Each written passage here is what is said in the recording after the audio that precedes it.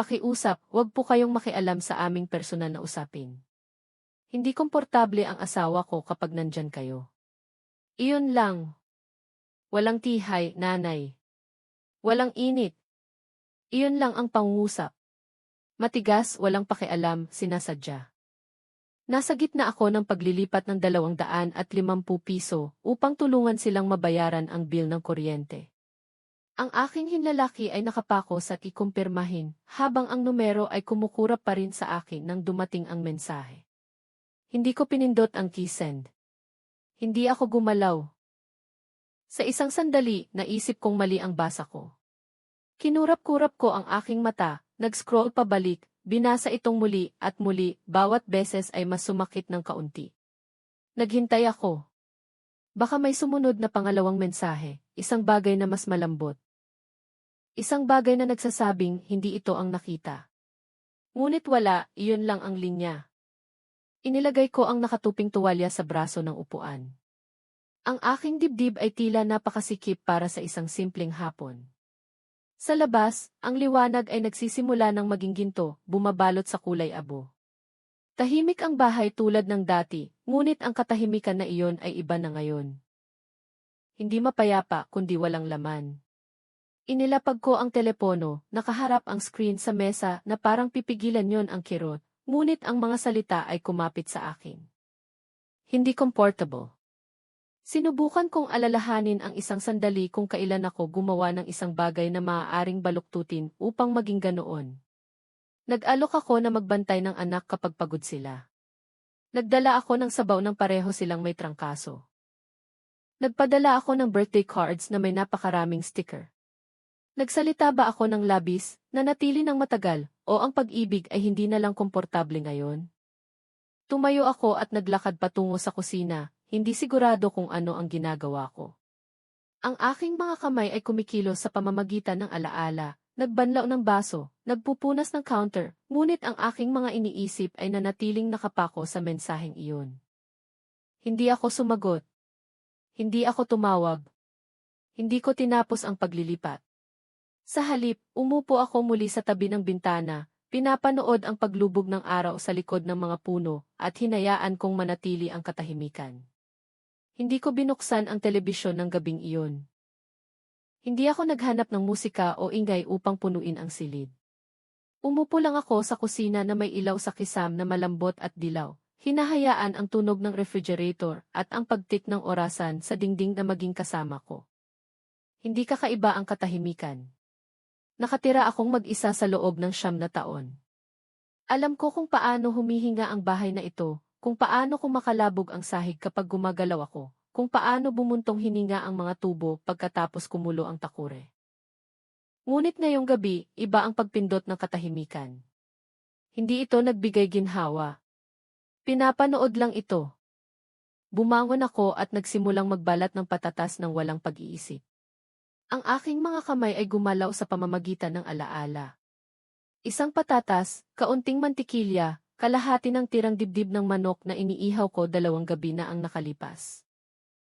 Hindi ako gutom, ngunit ang hindi pagkain ng hapunan ay magpapalala lamang sa pakiramdam ko.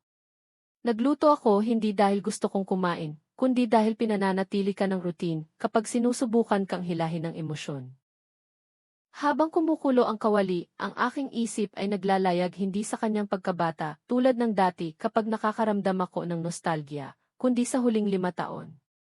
Ang mga bagay na ginawa ko, hindi para sa papuri, hindi man lang para sa pasasalamat, kundi dahil naisip ko na iyon ang ginagawa ng pamilya. Renta nang mahuli sila ni Miranda sa pagbabayad sa panahon ng winter layoff. Ipinadala ko ang tseke direkta sa may-ari ng lupa. Walang sinuman ang nakakaalam.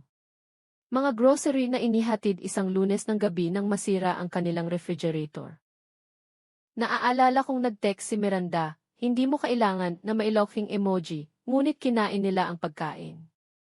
Nang bumagsak ang kanilang sasakyan sa inspeksyon at nakalimutan niyang sabihin sa akin na kailangan nila ng tulong. Napansin kong bumaba ang balanse sa kanyang account at ibinabaon ko ang pagkakaiba ng walang salita. Tinawagan niya ako 3 araw pagkaraan upang mag-chat, hindi kailanman binanggit ang pera. Ang mga ito ay maliliit na bagay para sa akin, ngunit marahil iyon ang problema. Naging hindi sila nakikita. Inaasahan, nakatiklop sa background na parang wallpaper na walang sinumang nagbabakasakali pang tingnan. Naglagay ako ng pagkain sa plato, umupo sa mesa, at dahan-dahang kumain. Walang asin, walang usapan, tanging ang malalim na ritmo ng tinidor sa plato. Nang matapos ang mga pinggan, maingat kong pinunasan ang mga ito, tinupi ang tuwalya, at inilagay ito sa hawakan ng oven. Pagkatapos ay lumakad ako patungo sa aking desk at binuksan ang aking checkbook. Nakatitig ako sa aking desk sa loob ng mahabang panahon, nakabukas ang checkbook sa harap ko, ang panulat ay nakapahinga sa loob ng aking palad. Naroon ang lahat ng numero, malinis na maliliit na kolum, matatag ang aking sulat kamay, kahit sa pinakamasamang araw. Binuklat ko ang ilang pahina at nakita ko ang pattern. Mga buwan ng tahimik na pagbibigay, renta, insurance, isang birthday gift na sa totoo lang ay bayad sa kotse. Bawat isa ay ginawa ng walang seremonya. Kinuha ko ang panulat, gumuhit ng malinis na linya sa susunod na nakatakdang tseke, at isinulat ang isang salita sa tabi nito. Huminto. Pagkatapos ay kinuha ko ang aking telepono. Nag-type ako. Hindi ko sinasadya na gawin siyang hindi komportable. Bibigyan ko kayong dalawa ng espasyo. Burado iyon. Sinubukan kong muli. Kung may kailangan ka, ipaalam mo sa akin. Mahal kita palagi kahit ano paman. Burado din iyon. Ang bawat bersyon ay tila mas maliit kaysa sa nauna, na parang sinusubukan kong bawiin ang isang bagay na hindi dapat nasa panganib sa simula pa lang. Tinitigan ko ang blankong screen ng mensahe hanggang sa lumabo ang aking mga mata, pagkatapos ay ibinaliktad ko ang telepono at itinulak ito ng 1 pulgada. Hindi dahil sa galit, hindi man lang sa pagmamalaki, kundi sa kalinawan. Kung ayaw nila ang aking presensya, hindi nila makukuha ang aking suporta, pinansyal o iba pa. Hindi iyon parusa. Iyon ay pagiging consistent. At pagkatapos ng lahat ng mga taon ng pagyuko at pag-adjust at pag-iwas sa mga damdaming hindi akin, nagpa siya akong manatili pa rin. Gumawa ako ng maliit na takure ng tsaa at umupo kasama iyon sa mesa ng kusina.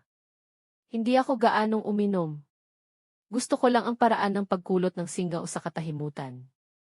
Iyon ang uri ng gabi kung saan walang nangyari sa labas, ngunit lahat ay nagbago sa loob. Hindi ko sinabi sa sinuman ang ginawa ko. Walang dramatikong anunsyo, walang nakaturo na katahimikan, isang desisyon lang na ginawa ng tahimik sa isang bahay na natuto ng dalhin ang katahimikan. Nang matulog ako, hindi pa rin nagalaw ang aking telepono, hindi pa rin nasasagot ang mensahe, at sa umaga, nagising ako ng maaga at sinimulan ang aking routine tulad ng dati. Maliban ngayon ng walang pamilyar na paglilipat sa katapusan ng buwan. 2 araw ang lumipas, pagkatapos ay 4. Walang tugon, walang follow-up, walang aksidenteng tawag, walang nakalimutang text na para sa iba, wala lang. Huminto ako sa pagtingin sa telepono ng madalas. Nakaupo pa rin ito sa dulo ng mesa, ngunit hindi ko na ito dala-dala sa bawat silid tulad ng dati. Sa una, sumisilip ako dito, kalahati ay umaasa na ito ay sisindi. Pagkatapos, huminto ako sa pag-asa. Sa huli, huminto ako sa pagsilip. Pagsapit ng 5 araw, nagsimula akong mag-journal muli. 1 pahina o 2 lang sa umaga. Ang panulat ay dahan-dahang gumalaw. Sa una, matigas mula sa hindi paggamit, ngunit dumating ang mga salita. Maliliit na bagay. Ang niluto ko para sa almusal. Isang panaginip na kalahati kong naaalala. Ang paraan ng pagdaan ng liwanag sa kortina ng eksaktong -8:30 at pagbagsak sa alpombra. Nakalimutan ko kung gaano nakakapagpatatag ang pagsusulat ng mga bagay sa tinta. Hindi mga dramatikong bagay, kundi mga totoong bagay lang. Nagulat ako kung gaano karaming piraso ng aking sarili ang itinago ko nang hindi ko namamalayan. Inayos ko ang spice rack isang hapon at nakakita ng mga garapon na hindi ko nagalaw sa loob ng maraming taon. Inayos ko ang isang drawer sa pasilyo at nakakita ng isang sobre ng mga lumang postcard na hindi ko kailanman ipinadala. Bawat maliit na gawain ay parang nagpapagising ng isang bagay na binitawan ko upang manatiling available, reachable, useful. Ang katahimikan ay nagbago. Hindi na parang isang waiting room, kundi parang isang clearing. Napansin ko kung gaano kadalas kong hinayaan ang aking sariling mga plano na yumuko sa kanilang mga plano. Kung gaano kadali akong nagsabi ng bago pa man marinig ang buong hiling. Hindi ito kasalanan nila ng buo. Pinayagan ko ito, pinagana ito dahil sa paniniwala na ang pagiging kailangan ay pareho ng pagiging minamahal. Gumawa ako ng sabaw isang gabi, hindi para sa iba, kundi dahil gusto ko lang ng isang bagay na mainit na tatagal ng ilang araw. Ginamit ko ang anumang mayroon ako. Hindi ito perpekto, ngunit amoy akin. Pagsapit ng katapusan ng linggo, napagtanto ko na ang katahimikan ay hindi nag-iwan ng butas. Lumikha ito ng espasyo. At sa espasyong iyon, nagsimula akong makahanap ng isang bagay na mas matatag kaysa sa pag-asa, isang bagay na mas tahimik kaysa sa pagkadismaya. Naghahalo muli ako ng sabaw kinabukasan nang marinig ko ang katok sa pinto. Nagulat ako sa tunog higit sa dapat. Pinunasan ko ang aking mga kamay sa tuwalya at naglakad patungo sa pinto. Alam ko na bago ko pa man buksan kung sino ang nakatayo doon. Sinubukan ng anak ko na ngumiti muna. Si Miranda ay nakatayo ng bahagya sa likod niya, matigas ang kanyang postura, ang kanyang tingin ay dumadaos-dos sa akin papasok sa bahay na parang naglilista. Ang aking apo ay sumilay ang ngiti at humakbang pasulong nang makita ako. Lola! Yumuko ako upang yakapin siya. Amoy krayola at damo siya sa loob ng isang segundo. Ang lahat ng iba ay nawala. Pagkatapos ay tumuwid ako at tumabi. Pasok! Pumasok sila sa sala na may maingat na pagiging magalang ng mga bisita na hindi planong manatili ng matagal. Ang aking apo ay tumakbo patungo sa bookshelf, kinuha ang isang picture book na inangkin niya bilang kanya ilang taon na ang nakalipas. Ang silid ay tila mas maliit na mayroon silang 3 sa loob. Napuno ito ng mga hindi nasabing bagay. Nag-alok ako ng tsaa dahil sa nakasanayan. Pareho silang tumango ng mabilis. Dinala ko ang mga baso sa isang tray at inilapag ang mga ito. Walang gumalaw ng kanilang baso. Nilinis ng anak ko ang kanyang lalamunan. May inaayos kami. Naghintay ako. Tumaas ang renta, dagdag niya. At mabagal ang trabaho. Pansamantala lang. Nagtataka kami kung makakatulong kayo ng kaunti ngayong buwan. Ang mga salita ay bumagsak ng malumanay, ngunit may bigat. Napansin ko kung ano ang wala. Walang pagbanggit sa mensahe. Walang pagkilala sa distansya na kanilang hiniling, tanging ang hiling na pinaganda bilang isang pag-uusap. Nakatiklop ng mahigpit ang mga kamay ni Miranda sa kanyang kandungan. Hindi siya tumingin sa akin. Binalik ng aking apo ang isang pahina at tumawa ng tahimik sa isang bagay sa libro. Pinag-aralan ko ang mukha ng aking anak. Mukha siyang pagod, mas matanda kaysa sa isang linggo na ang nakalipas. Ang pangangailangan ay may paraan ng mabilis na pagpapapantay sa mga tao. Sa isang sandali, ang lumang reflex ay kumilos sa akin, ang pagnanais na magsabi ng bago pa man matapos ang pangungusap, upang abutin ang aking pitaka at ayusin ang problema upang lahat ay makahinga muli. Sa halip, pinag-isa ko ang aking mga kamay at huminga ng dahan-dahan. Naiintindihan ko, sabi ko, at naramdaman ko na parang ang silid ay humilig patungo sa anumang darating. Ang tsaa ay nakaupo sa pagitan namin, hindi nagalaw. Pinanood ko ang singaw na umakyat at kumulot ng tahimik at pasensyoso na parang walang pakialam na binaliwala. Ang anak ko ay gumalaw sa kanyang upuan. Inayos ni Miranda ang kanyang manggas, hindi pa rin nakatingin sa akin sa mata. Naiintindihan ko, sabi ko muli mas mabagal sa pagkakataong ito. Binuksan niya ang kanyang bibig upang sumagot, ngunit nagpatuloy ako. Pero iba na ang mga bagay ngayon. Ang mga salita ay hindi nanggaling sa kapaitan. Nanggaling sila sa isang lugar na mas matatag, isang lugar na hindi ko alam na mayroon ako hanggang kamakailan. Ang katahimikan na sumunod ay tila nakakatakot, na parang alam nating lahat na may nagbago, ngunit natatakot kaming pangalanan ito. Tumulong ako, sabi ko, sa loob ng maraming taon ng tahimik. At patuloy sana akong tumulong ng hindi hinihingi. Ngunit ang huling narinig ko mula sa iyo ay hindi salamat. Hindi man lang ito tanong. Ito ay isang linya na hindi ko dapat tawiran. Sumikip ang kanyang noo. Gumalaw muli si Miranda. Hindi ako galit, sabi ko at ibig kong sabihin. Ngunit ang suporta ay hindi pag-ibig kung kailangan lang ito kapag wala at hindi ko kayang ibigay ang mga piraso ng aking sarili para lang tiisin. Tumingin sa ibaba ang anak ko. Kinuha ni Miranda ang kanyang tsaa, ngunit hindi uminom. Ang sandali ay nanatiling hindi sigurado. Alam kong mahirap ang mga bagay, sabi ko ng mas malumanay. Talagang alam ko. Ngunit humingi ka ng espasyo. Ibinigay ko iyon. At sa espasyong iyon, napagtanto ko kung gaano kalayo ko itinulak ang aking sarili, sinusubukan kong manatiling malapit. Hindi ko na kailangang sabihin pa. Naintindihan nila. Siguro hindi lahat, ngunit sapat. Ang aking apo, na nakayuko pa rin sa alpombra, ay tumingin sa akin na may malalaking, walang pakialam na mga mata. Mumiti siya nang salubungin ko ang kanyang tingin at mumiti ako pabalik. Nanatili sila ng ilang minuto pa, nag-alok ng maliliit na usapan na hindi umabot sa anumang bagay. Sa huli, tumayo ang aking anak, nililinis ang kanyang pantalon. Sumunod si Miranda. Ang kanilang mga baso ng tsaa ay nakaupo sa mesa, puno pa rin. Naglakad ako patungo sa pinto at niyakap ang aking apo ng marahan. Niyakap niya ako sa baywang, malambot at mapagtiwala, at idinikit ko ang isang kamay sa likod ng kanyang ulo. Magkikita tayo ulit, anak, sabi ko. At pagkatapos, ganoon lang, isinara ang pinto sa likod nila.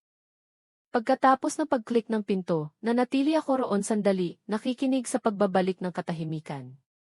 Ang hangin ay bumaba ng iba, hindi mas mabigat, kundi mas malinaw. Kinuha ko ang mga hindi nagalaw na baso ng tsaa at ibinalik sa kusina. Walang bakas ng fingerprint, walang lipstick sa gilid, tanging mga punong baso na hindi na kailanman kinailangan na buhusan. Binanlawan ko ang mga ito sa ilalim ng mainit na tubig at pinunasan ng dahan-dahan, tinupi ang tuwalya sa hawakan ng oven, tulad ng dati. Mula sa bintana ng kusina, nakita ko pa rin ang kanilang kotse na nakaparada sa gilid ng kalsada. Nanatili sila roon ng mas matagal kaysa sa inaasahan ko, walang bumaba at walang umalis. Naisip ko kung ano ang kanilang sinasabi, kung mayroon man silang sinasabi. Sa huli, umandar ang makina at umalis ang kotse ng walang kaway. Hindi ako umiyak. Sa halip, binuksan ko ang aking journal.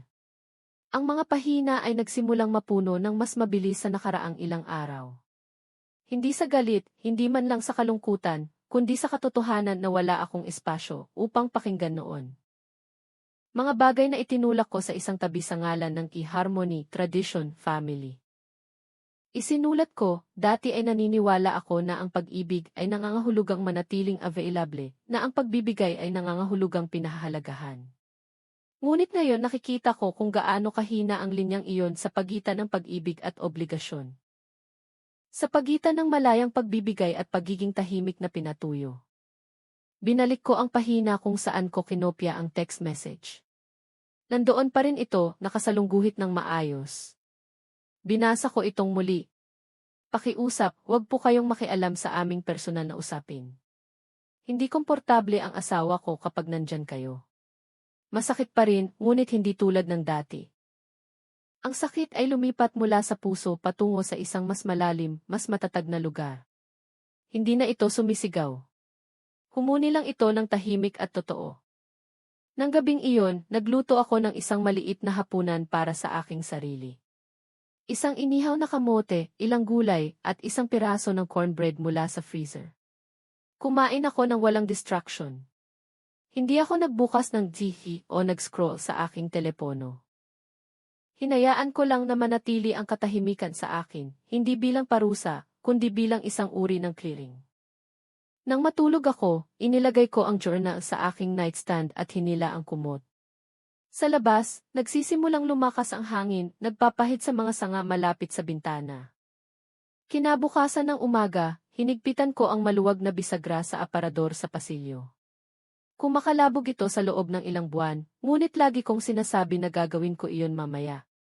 Sa wakas, dumating ang mamaya. Mabilis na sumipsip ang langis, at ang pinto ay umindayog ng maayos at tahimik nang sinubukan ko.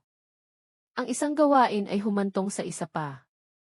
Inayos ko ang mga estante ng linen, maayos na nakatupi ang mga kumot, nakaayos ang mga tuwalya ayon sa laki.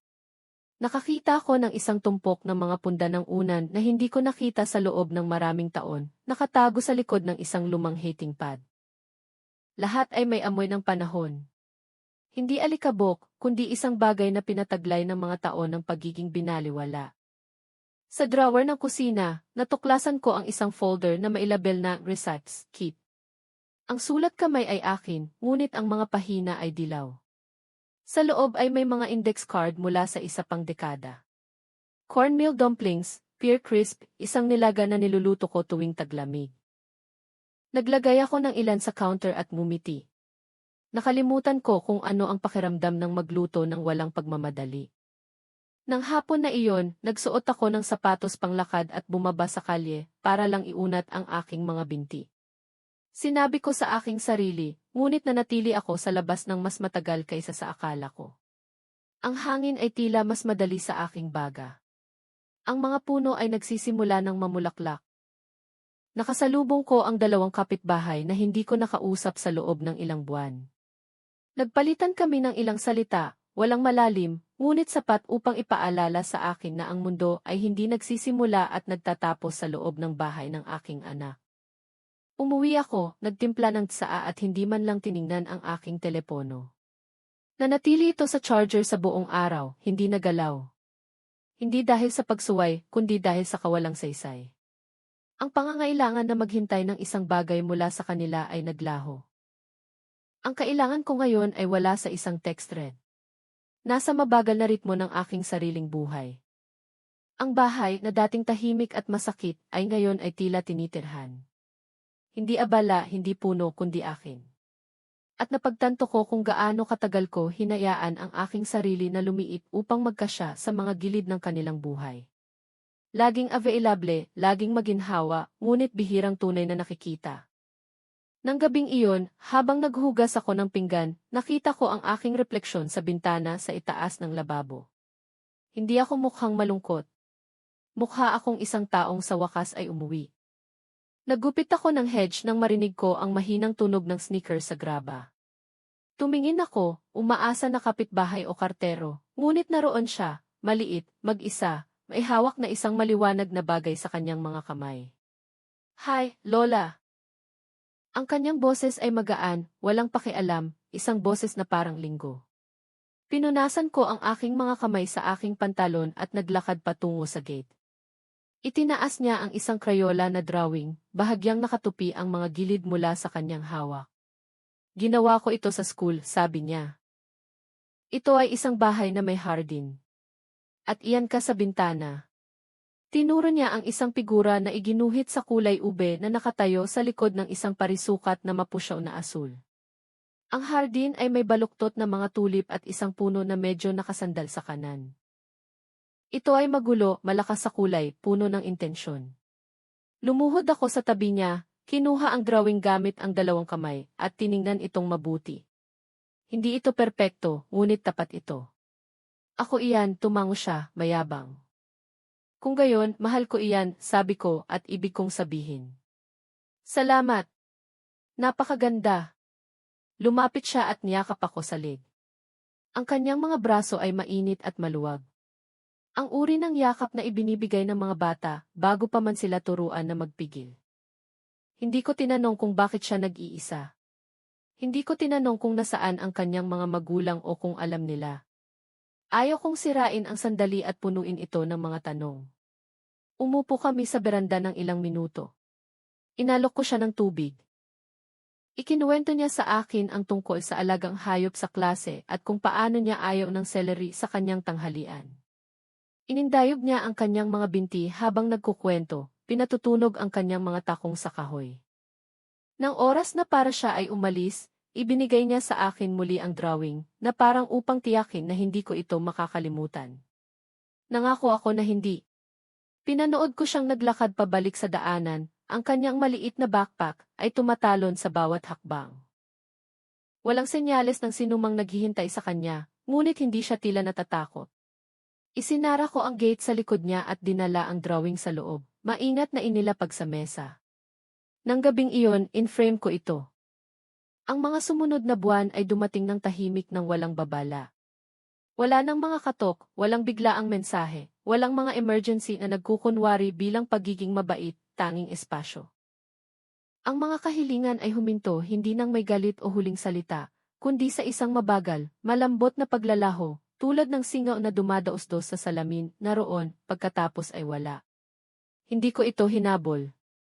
Hindi ko sinubukang punuin ang katahimikan. Hinayaan ko lang itong maging kung ano ito. Nagbasa ako ng mas marami, hindi para pampalipas oras, kundi dahil gusto ko. Mga nobela, lumang libro sa paghahardin, mga sanaysay na dati kong pinuputol mula sa mga magasin. Naghurno ako ng muffins isang umaga para lang makita kung naaalala ko pa ang pakiramdam ng batter. Naalala ko. Nagbigay pa nga ako ng ilan kay Aling Feli sa tabi.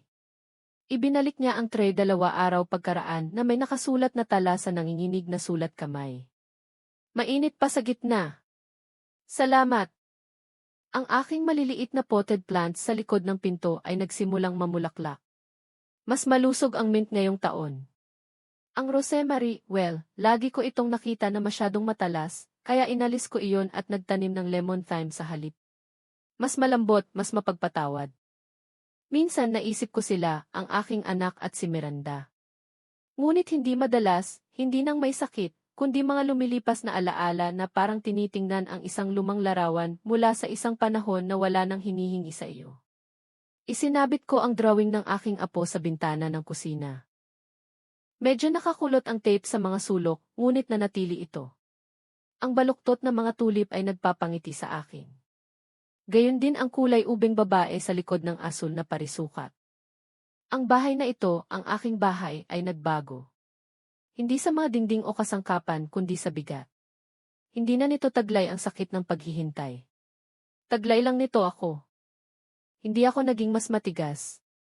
Naging mas malinaw ako. Malinaw sa kung ano ang kailangan ko. Malinaw sa kung ano ang hindi ko na muling ibibigay para lang tiisin. Ang pag-ibig kapag nakakalimot na gumalang ay nagiging ganap na iba. At hindi ako patuloy na magbubuhos ng aking sarili sa isang espasyo na napapansin lang ang kawalan, hindi kailanman ang pag-aalo. Ano ang mangyayari kapag ang isang ina ay huminto sa paghingi ng tawad sa pag-occupy ng espasyo? Kapag huminto siya sa pagbibigay ng hindi pinahahalagahan ng sinuman? At sa wakas, kapag huminto siya sa paghihintay na bumalik ang pag-ibig sa parehong anyo kung saan ito umalis? Ang sakit. Ang matinis, patag na huni ng makina ay humati sa silid na parang isang sirena na walang ibang nakapansin. Pagkatapos ay katahimikan lang. Walang beeping, walang pulse line, katahimikan lang. Nagsimulang sumakit ang aking lalamunan. Pakiramdam ko ay bumagsak ang aking dibdib, ngunit hindi mula sa mga kawad o sa pagbagsak. Mula sa kanyang mukha, mula sa paraan ng pagtingin niya sa akin, habang namatay ang makina, na parang ako ay isang abala, na parang ginugulo ko ang kanyang araw. Hindi siya nagpanik. Hindi siya nagmadali upang ayusin iyon. Nag-cross siya ng mga braso at inili ko ang kanyang ulo na parang naghahamon sa akin na gumalaw. Ginagawa mo ito simula pa noong college si Andres, dagdag niya, mahina ang kanyang boses. Sakit ng ulo, pagkahilo, sakit ng tiyan, kahit ano para lang hilahin siya pabalik. Hindi ko maiangat ang aking braso, hindi ko maihiwalay ang aking mga labi. Ang aking katawan ay tumangging sumunod sa sandali. Bumagsak ako 2 gabi na ang nakalipas sa konkretong tabi ng aking mailbox. Naaalala ko ang paglipat ng ilaw ng patagilid, ang pagtama ng lupa sa akin, bago pa man ako makahanda. May nakakita siguro sa akin. Isang kapitbahay? Isang estranghero? Hindi ko alam. Ang alam ko lang ay nagising ako sa mga fluorescent na ilaw at masakit na lalamunan, Paiyi sa aking braso, at si Jessica sa aking upuan. Ang kanyang boses ang unang narinig ko, ngunit hindi ito pag-aalala. Reklamo ito. Pinanood ko siyang abutin ang nurse call button, pagkatapos ay huminto, bahagyang umingiti. Hindi niya pinindot iyon. Noon bumukas ang pinto. Pumasok ang nurse ng kalmado, ngunit matalim ang kanyang tono tulad ng baso. Hindi ka aalis, sabi niya, nakapako ang kanyang mga mata kay Jessica. Tinawagan ko ang security. Bahagyang nagulat si Jessica. Konti lang na parang hindi siya sanay na mahuli. Nagbago ang katahimikan sa silid noon. Hindi na ito tahimik mula sa makina. Tahimik ito dahil may nabasag sa pagitan namin, isang bagay na hindi na maaaring isara ng mga paghingi ng tawad o bulaklak. Ipinikit ko ang aking mga mata at narinig muli ang flatline, mahina ngunit umalingaw na parang babala na hindi ko naintindihan hanggang ngayon. At wala pa rin si Andres. Hindi umalis si Jessica.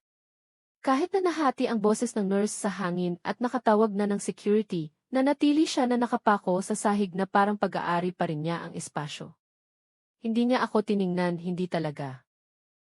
Ang kanyang tingin ay dumadaos-dos mula sa madilim na monitor patungo sa nurse, pagkatapos ay pabalik sa kanyang telepono, ang mga daliri ay nagtatap. Nagkakalkula. Ginagawa niya ito, sabi niya ng magaan, na parang pinag-uusapan namin ang isang nakakainis na ugali. Lagi siyang nagpapalaki ng walang anuman. Malamang stress o dehydration lang. Nagpapalipas siya ng tanghalian. Ginagawa niya iyon. Hindi sumagot ang nurse. Lumipat lang siya sa aking tabi, sinuri ang aking muling ikinabit ang kawad ng walang seremonya. Ang monitor ay umbip ng isang beses, pagkatapos ay tumatag na parang maging ang makina ay humina. Nakahiga ako ng tahimik. Wala akong lakas upang iangat ang aking ulo, lalo na para makipagtalo. Ang aking dibdib ay napakasikip, masikip sa pamilyar na bigat ng pagiging tinatawag na dramatiko, hindi mapagkakatiwalaan. Sinabi ko kay Andres ilang linggo na ang nakalipas na hindi ako nakakaramdam ng pagiging sarili ko. Ang mga pagkahilo ang pagduduwal. Hindi ko matapos ang isang sandwich nang hindi kailangang humiga. Ngunit si Jessica ang unang sumagot. Malamang hormones o pagkabagot. Hindi nag-follow up si Andres. Hindi niya kailanman tinanong kung lumala iyon. Ngayon narito ako, nakakabit sa mga kawad, mga buto-buto, may mga pasa sa aking mga braso. Hindi nakita ni Jessica ang anuman sa mga ito. O marahil nakita niya ngunit wala lang siyang pakialam. Tahimik na dumating ang security. Dalawang opisyal na nakasuot ng malambot na sapatos, kalmado ang mga boses.